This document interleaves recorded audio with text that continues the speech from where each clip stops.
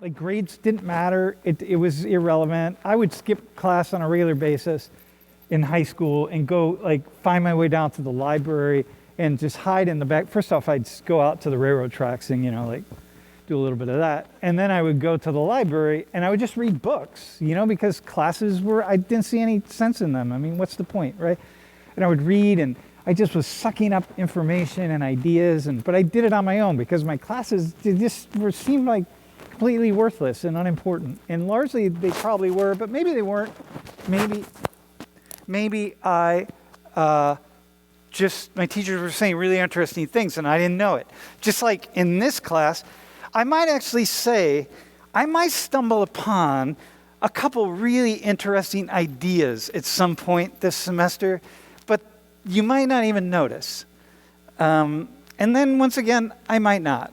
And so that's kind of how it goes. One never knows. But I was able to live outside the boxes. And I've lived my entire life to a degree outside the boxes. And so I enjoy that. It's important. I don't want to follow other people. You get one life. And so and then once I became a sociologist, I realized that everything in life is working to get me to be inside the lanes. And everything, like why do I want to be in the lanes, right? Everything is working to take free thought and free expression and free action away from me, because that's what socialization is about. You can't be free. I mean, there's no such thing as freedom. You can be a little more free, but usually we're a little less free. The people who think they're the most free are generally the people who are the least free. But nonetheless, I've very much lived my life that way, and I teach that way. So if you have any expectations, so I'm sure many of you have heard about, Sam Richards, he thinks this, he thinks that. No, I don't. You have no idea what I think. First off, because you'll never know what I think, because I'm too mentally ill to be able to express it clearly in a room like this. That's the first thing. But secondly, you just won't know, because I don't know what I think. I'm all over the place. And I think a lot of things. I'm really left-wing radical left, and I'm really right-wing radical right. And I don't mean like neo-Nazi type thing. I mean like true right, true conservative is like a libertarian conservative. An idea, a person who really believes deeply in the idea that human life, social life, would thrive and prosper if human beings could express their freedom as much as possible and were not curtailed from doing that. And as long as you don't step on other people and as long as you don't harm other people and that sort of thing, then life wants to express itself. We're like weeds growing out of sidewalks, that we will grow and we will express ourselves and lots of cool things will happen. That's a fundamental libertarian idea. And at the same time, down here at this other end, it's this idea that, human beings, man, people kind of can get a little crazy. Like if you don't have speed limits, and if you don't tell people to drive on the right side of the road, and you don't tell people this, you don't say wear masks, or who knows what it is, people just get crazy and start doing all sorts of nutty things. And so we got to have rules.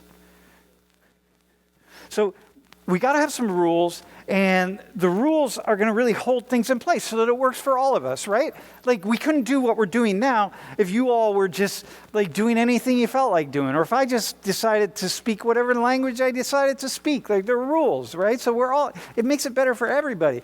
The problem is when you have so many rules, you have too many rules, then you really just destroy it for everybody, right? And so the people down here are saying like, hey, can you just cut back on some of the rules? Like, you know what I mean? Just like, don't go too far, right? Don't go too far. Because pretty soon we're all just like living in prisons. And the people down here are saying, yeah, I got that, but there are a lot of problems in the world. And if we don't come together to solve those problems collectively, this is going to be a shitstorm. Like global climate collapse. You know what I mean? This is real. Like if we don't come together and figure out how to do this, then the whole human experiment's over. So we need some rules. We need to get people to do certain things. And the people down here are saying like, yeah, whatever. So you understand, I'm back and forth between these two places all the time. At this stage of the game, I'm straight, I'm white, I'm a guy, I'm solidly upper middle class. I'm actually upper class. I'm fully upper class. Look, I was born, so check this out. So are you, by the way. Most everybody in this room is from an upper class family. If you are in this room, I'm going to talk about this later in the semester, but I just wanted to chew on this. Here's like a social 19 detail. If you're in this room, I can guarantee that almost every person in this room is in the richest 1% of people on the planet. On the planet. And if you're not now, your family is, and if you're not at this point, you will be when you get to be my age, if you do, and we don't all collapse this whole thing. So, like the richest 1%. So, you don't need a lot of money. It's like $1 million or more.